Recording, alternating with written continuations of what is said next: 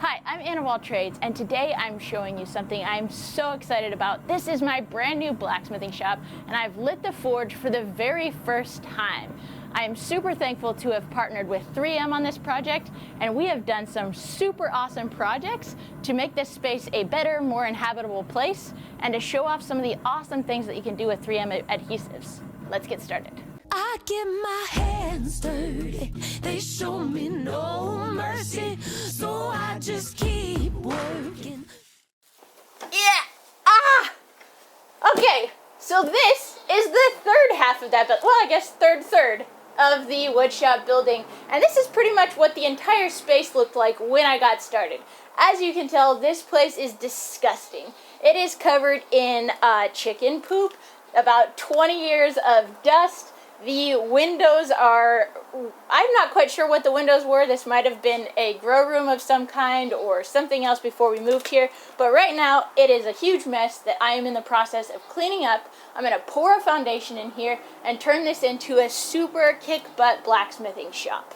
The first big challenge we had to deal with when fixing this lean-to structure was that the hillside had eroded and there was dirt and mud just leaning up against the side of the building.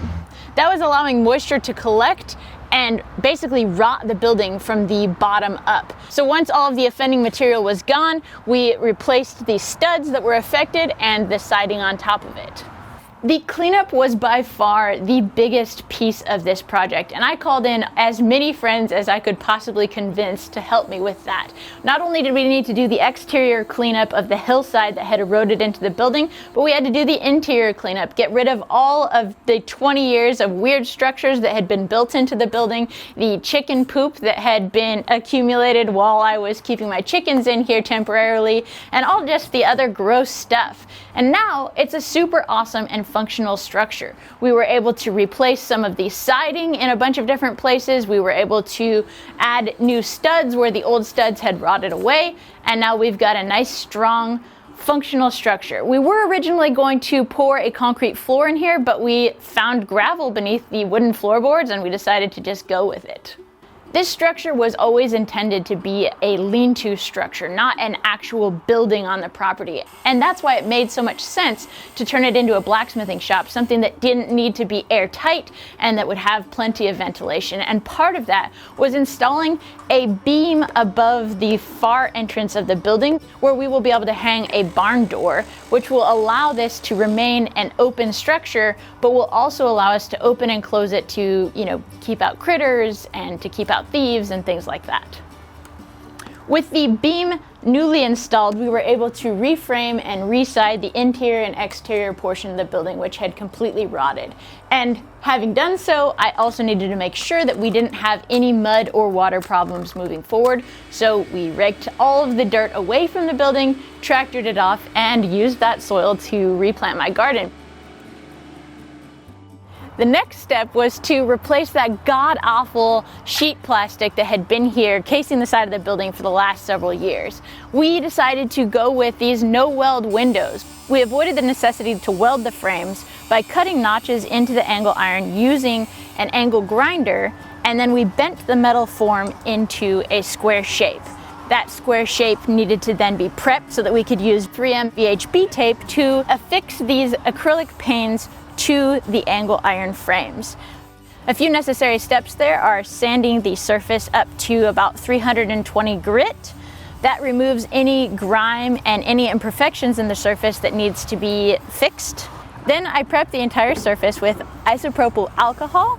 I cut the VHB tape to length, set it onto the angle iron, and then use a J-roller to make sure that the connection between the VHB tape and the angle iron is really, really snug before we take that back layer of VHB tape off and use it to affix the acrylic panel permanently to the angle iron frame. Probably one of the most difficult things as we were putting the window frames together was keeping everything nice and square as we dropped the acrylic down into its final resting place. If every surface was properly prepped, you should need no clamping with the VHB tape, but just as an added measure of security, we went ahead and used some channel clamps to clamp along the frame to make sure that there was no bubbles or anything else keeping the tape from affixing permanently to the acrylic panels. This newly created window frame could then ride in this C-channel that is also affixed to the side of the building using L brackets and more VHB tape. Partnering with 3M made this project so much more approachable and so much more possible just because I was able to get access to their community experts via their online forums. Throughout this entire process, I would pose a problem that we had to their online forum, then their community experts would advise me how to fix that problem. That's how we came up with the metal to acrylic bonding solution in the VHB tape. That's also how we came up with the metal to metal bonding solution with the C-channel both above and below the windows, which again is a VHB tape connection. So we now have sliding windows that can accommodate for ventilation, but also keep everything inside safe from rain and other moisture that might come in. The no-weld window frames were a perfect option for the front of the building because I needed to be able to have windows that would open and shut for ventilation purposes. But the back of my shop faces a very busy road and I don't want people looking in, especially because I do a lot of the blacksmithing work that I do at night. So I sanded the acrylic panels to give them a frosted appearance so that I can still get that natural light from outside when it's daytime, but no one can see into my shop from the outside. The thing is though that I don't need those windows to open, and in fact because they face that busy road I don't want them to open. So I needed to come up with a way to attach them to the building. So I contacted the 3M experts and they suggested that I use their polyurethane reactive glue to affix the window panes directly to the studs in the wall, which is gonna hold it up and actually add a lot of structural integrity. But then also on the exterior, I will be able to glue the trim right to it. And what that saves me is 1,000 headaches trying to drill and screw into this material that's extremely brittle. And this is what it's gonna look like on the front. And then I will obviously put trim over that. And just as I did gluing the front, I will glue the trim onto the top.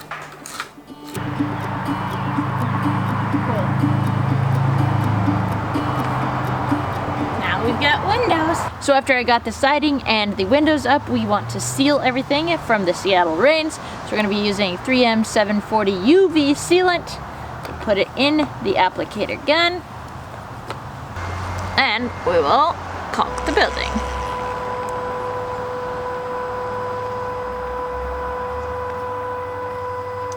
So that's a wrap, at least for now, on the reconstruction of this space. It's fully ready to forge and I could not be more excited to heat up some metal and make it change shape.